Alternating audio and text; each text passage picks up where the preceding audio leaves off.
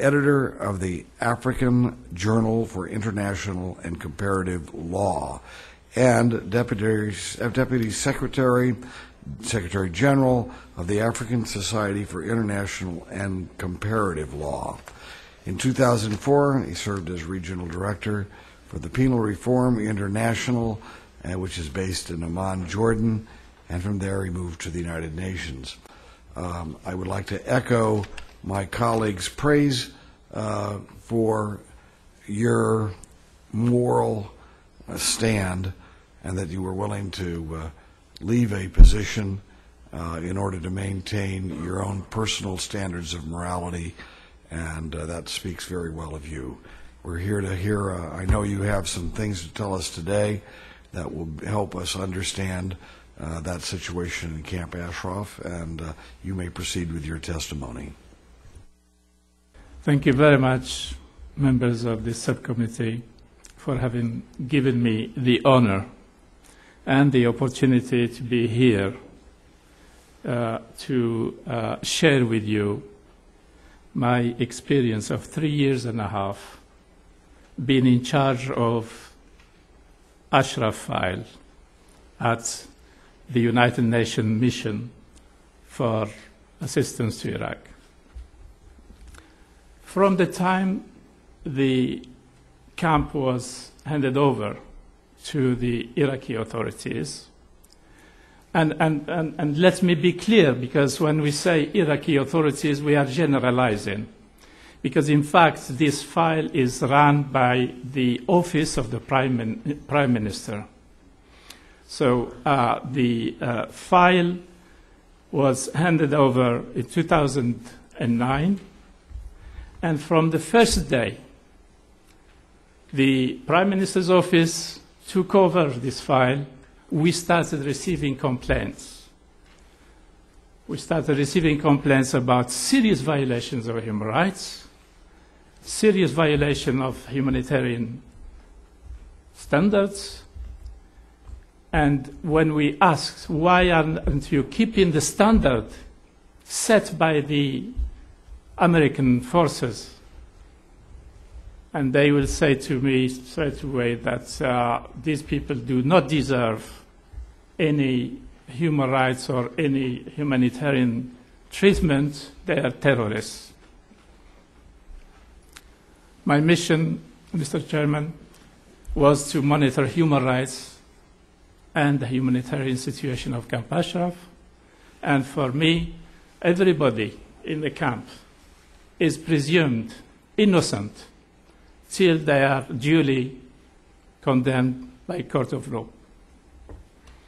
Unfortunately, Mr. Chairman, the United Nations have dealt with this file in reversing the fundamental principle of presumption of innocence. This is fundamentally against the main and the fundamental values of the United Nations. 17 July 2008, the Council of Ministers met and decided to close down Camp Ashraf. This policy, first put as a policy, is to close down the camp. Second is to revive warrants, arrest warrants against a number of residents of Camp Ashraf. Third, to make it a criminal offense for anybody or organization, any individual or organization, to deal with residents of Camp Ashraf. Fourth, any organization or individual are banned from visiting Camp Ashraf. And that explains everything when we report.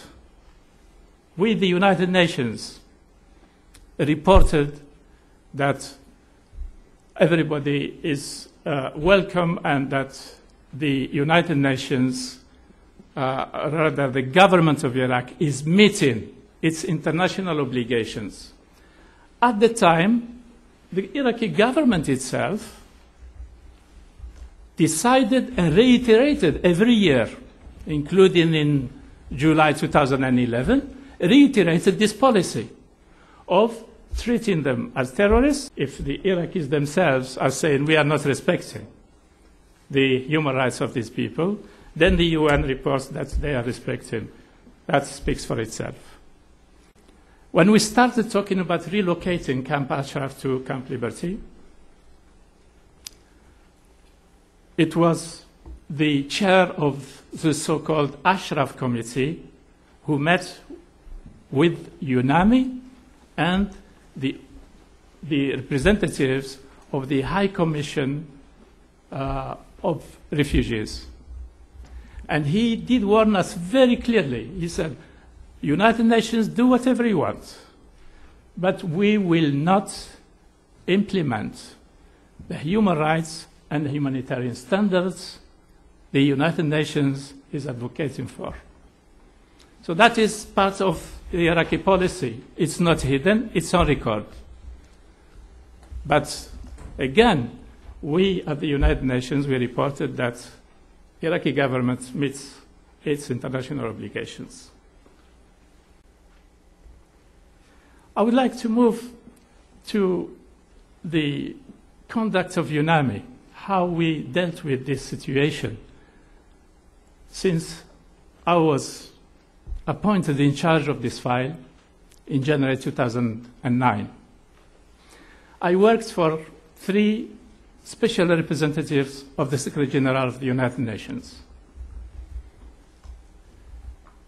Initially, we were working as mandated by the Security Council Resolution 1770, which gives the UNAMI the authority to monitor and report.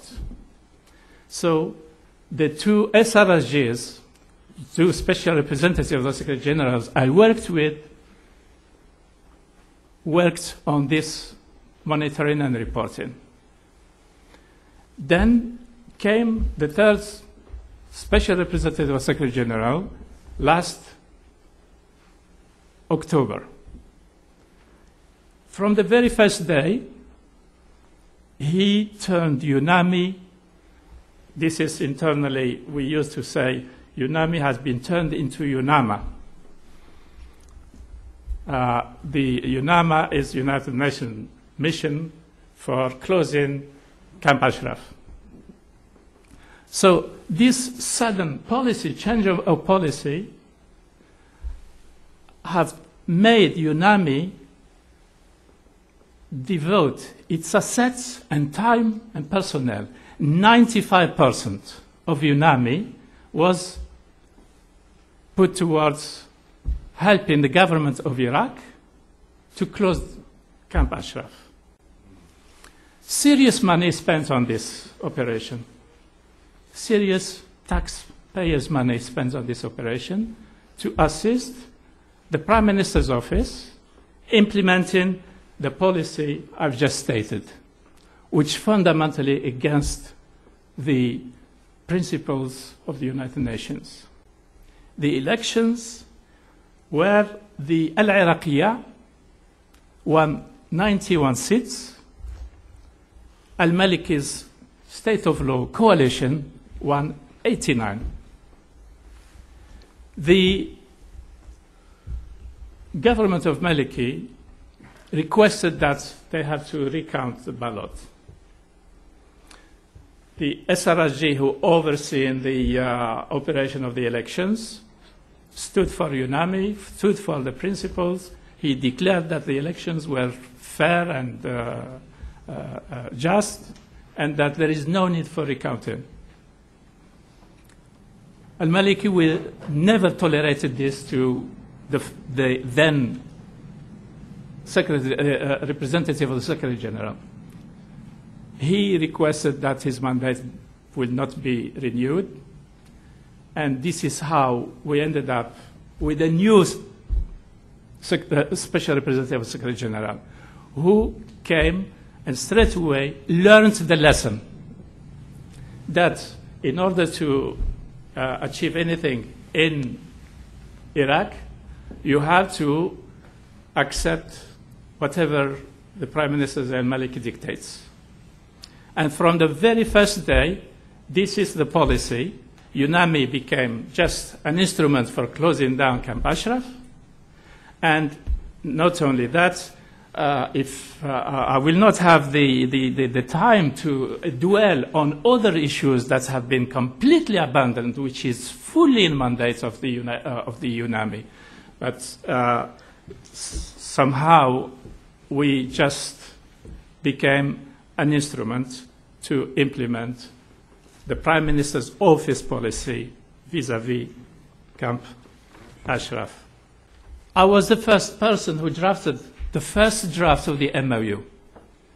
And I could assure you, Mr. Chairman, that the signed document was not the draft we agreed on with the Iraqis. The MOU was simply a document that was agreed incommunicado, in camera, between the SRG, the Special Representative of Secretary General, and the Prime Minister himself. So there was a fundamental change in the content and the procedure of the MOU. Camp Liberty.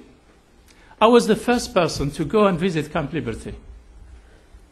And I reported that Camp Liberty it is a detention center. We talk about relocation. It's not relocation. It's an eviction. It's a forcible eviction. There is a difference between an eviction and relocation. You said that under United Nations Special Representative, the United Nations basically lost its independence, as Mr. Cobbler lost its independence in Iraq. Could you explain how the United Nations is able to maintain an independence in face of a regime which is obviously now making more and more demands from the Maliki government? And